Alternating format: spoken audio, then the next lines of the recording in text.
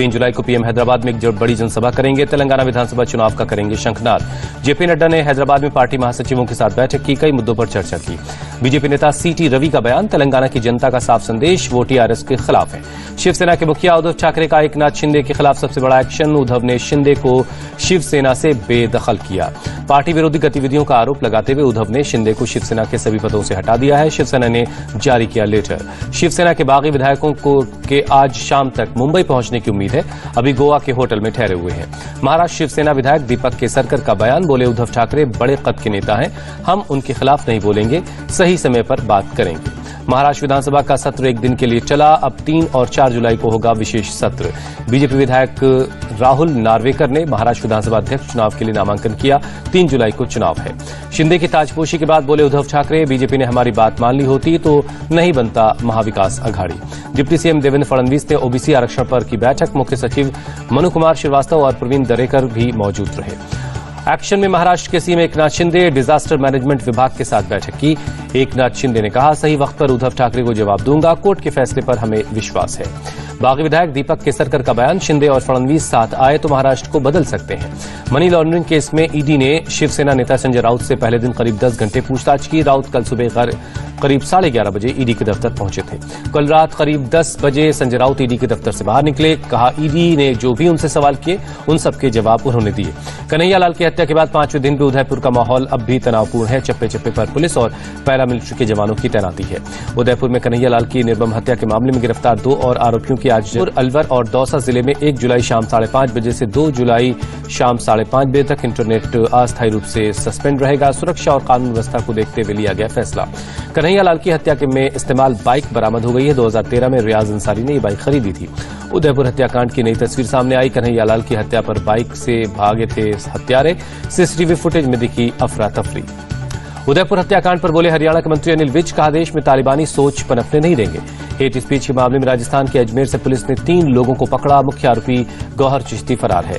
राजस्थान के बूंदी से मौलाना मुफ्ती नदीम समेत 2 गिरफ्तार, नुपुर शर्मा के खिलाफ दिया था भड़काऊ बयान। मेरठ के मैनाकुठी गांव में कन्हैया लाल की हत्या के बाद जश्न मनाने के आरोप में पिता पुत्र की जोड़ी गिरफ्तार, मामले की जांच जारी है। सहारनपुर में उदयपुर जैसी वारदात दोहराने के लिए 2 लोगों को धमकी भरी चिट्ठी, पुलिस ने दोनों को सुरक्षा दी। नूपुर शर्मा को सुप्रीम कोर्ट की कड़ी फटकार, कहा आपके बयान से बिगड़ा देश का माहौल। एआईएमआईएम चीफ असदुद्दीन ओवैसी का आरोप, नूपुर को बचा रही है बीजेपी, तुरंत गिरफ्तारी हो। राहुल गांधी ने कहा देश में नफरत का माहौल बनाने के लिए केंद्र सरकार जिम्मेदार है। नूपुर शर्मा पर सुप्रीम कोर्ट में एक और याचिका, कोर्ट की टिप्पणी वापस लेने की मांग की गई। राष्ट्रीय स्वयंसेवक संघ के सर संघ चालक मोहन भागवत आज से 10 जुलाई तक राजस्थान के दौरे पर रहेंगे। सुबह करीब 11 बजे जयपुर आएंगे। द्रौपदी मुर्मू ने हरियाणा के सीएम और डिप्टी सीएम से मुलाकात की, राष्ट्रपति चुनाव को लेकर अपना समर्थन मांगा। केंद्रीय मंत्री अनुराग ठाकुर का दावा, बीजेपी के सांसद और विधायक द्रौपदी मुर्मू का समर्थन करेंगे। द्रौपदी मुर्मू पर तो हम भी राजी हो जाते, पर बीजेपी ने पहले बताया ही नहीं, सीएम ममता बनर्जी का बयान। राष्ट्रपति चुनाव में द्रौपदी मुर्मू का समर्थन करेंगे शिरोमणि अकाली दल, सुखबीर बादल ने ऐलान किया। पंजाब में हर घर को 300 यूनिट फ्री बिजली मिलनी शुरू हो गई है। सीएम भगवत मान बोले, वादा पूरा कर रही है आपकी सरकार। वारंगल में कांग्रेस और बीजेपी समर्थक आपस में भिड़े, रोकने के लिए पुलिस ने जमकर लाठियां चलाई। वायनाड में राहुल गांधी ने रोड शो किया, कहा सरकार ने किसानों को नजरअंदाज किया। चंडीगढ़ में अकाली दल की कोर कमेटी की बैठक, सुखबीर बादल ने बैठक की अध्यक्षता की। पीएम मोदी ने इजराइल के नए पीएम यावर लापिड को बधाई दी, द्विपक्षीय गठबंधन को और मजबूत करने की इच्छा जताई। रक्षा मंत्री से मिले हरियाणा के डिप्टी सीएम, अग्निवीरों की उच्च शिक्षा में मदद और समय पर योजना की समीक्षा की मांग की। केंद्रीय गृह मंत्री अमित शाह ने अहमदाबाद के नवापुरा गांव में एक ओवरब्रिज का उद्घाटन किया। गांधीनगर सिविल अस्पताल को सखी वन स्टॉप सेंटर की सौगात, गृहमंत्री अमित शाह ने उद्घाटन किया। एक्टिविस्ट तीस्ता सी तलवाड़ की आज अहमदाबाद के मेट्रोपॉलिटन कोर्ट में पेशी है। पिछली सुनवाई में कोर्ट ने रिमांड पर भेजा था। केंद्रीय मंत्री ज्योतिरादित्य सिंधिया ने इंदौर में जारी किया बीजेपी का मैनिफेस्टो, नगर निकाय चुनाव को लेकर इंदौर में बीजेपी के लिए वोट मांगे।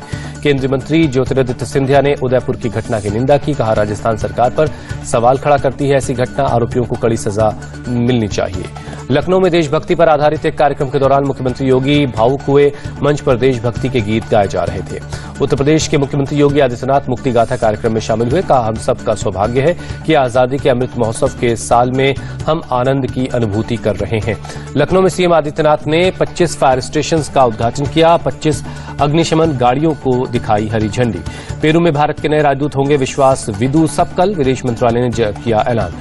FATF के अध्यक्ष के तौर पर राजा कुमार ने संभाला कार्यभार। ग्लोबल एंटी मनी लॉन्ड्रिंग के मामलों पर नजर रखेंगे। असम के तिनसुकिया में सुरक्षा बलों और उल्फा उग्रवादियों के बीच मुठभेड़। एनकाउंटर में उल्फा का एक कैडर ढेर हुआ। छत्तीसगढ़ के सुकमा में मुठभेड़ में एक उग्रवादी मारा गया। 5 लाख का इनाम उसके सिर पर था। मोहम्मद जुबैर की याचिका पर दिल्ली पुलिस को हाई कोर्ट का नोटिस। 4 हफ्ते में जवाब देने के लिए कहा। मोहम्मद जुबैर के मामले में ईडी की एंट्री। दिल्ली पुलिस से मांगे दस्तावेज। जुबैर के खातों में लाखों रुपए ट्रांसफर हुए। आर्यन खान ने पासपोर्ट वापसी के लिए एनडीपीएस कोर्ट में दी याचिका। 13 जुलाई को होगी सुनवाई। उत्तराखंड में शिक्षा को लेकर 2 दिन का शिविर। सीएम धामी बोले, नई शिक्षा नीति से बच्चों को प्रैक्टिकल नॉलेज बढ़ेगी। असम के सीएम हेमंता बिस्वा शर्मा ने मनीष सिसोदिया के खिलाफ मानहानि का केस किया। भ्रष्टाचार के आरोप लगाए थे। अमरनाथ यात्रा की सुरक्षा बढ़ाई गई। 200 से ज्यादा हाई पावर्ड बुलेट प्रूफ गाड़ियां तैनात हैं। बिजनौर आईईडी ब्लास्ट में लखनऊ के एनआईए कोर्ट ने 5 दोषियों को सजा सुनाई। पूर्वी मिदनापुर में बीजेपी नेता शुभेंदु अधिकारी के काफिले की कार को ट्रक ने टक्कर मारी। कोई हताहत नहीं। भारत में डिफेंस सेक्टर की बड़ी ताकत। मानव रहित लड़ाकू विमान का सफल परीक्षण हुआ। मनी लॉन्ड्रिंग केस में सत्येंद्र जैन के 2 करीबियों पर गाज। ईडी ने अंकुर जैन और वैभव जैन को गिरफ्तार किया। इस साल जून में जीएसटी कलेक्शन 1,44,000 करोड़ से ज्यादा हुआ। पिछले साल जून महीने से 56% जीएसटी कलेक्शन ज्यादा है। जीएसटी को लेकर राहुल का मोदी सरकार पर निशाना। साधारण टैक्स को गब्बर टैक्स में बदला। कांग्रेस लाएगी जीएसटी 2.0। असम में मोरी गांव में बाढ़ से बदहाल लोग हैं। लोगों के घरों में घुस गया पानी। घर छोड़ने पर मजबूर हुए लोग। बाढ़ और नदियों के कटाव ने लोगों की बढ़ाई परेशानी। कई लोग राहत शिविरों में पहुंचे तो कई लोग सुरक्षित जगहों पर बसेरा डाले हैं। असम के डिब्रूगढ़ में सीआरपीएफ के कैंप में घुसा पानी। जवानों को हो रही अब काफी दिक्कत। असम के करीमगंज में बाढ़ से बेहाल हैं लोग। बाईपास सड़क पर 30 मीटर लंबा गड्ढा बन गया है। सड़क टूटने के बाद ट्रैफिक बाधित है। मौके पर पहुंची प्रशासन की टीम। दोनों तरफ फंसे हैं लोग। असम के कई इलाकों में बाढ़ से हालात बहुत खराब है। सीएम हेमंत बिस्वा शर्मा ने किया करीमगंज के बाढ़ शिविरों का दौरा।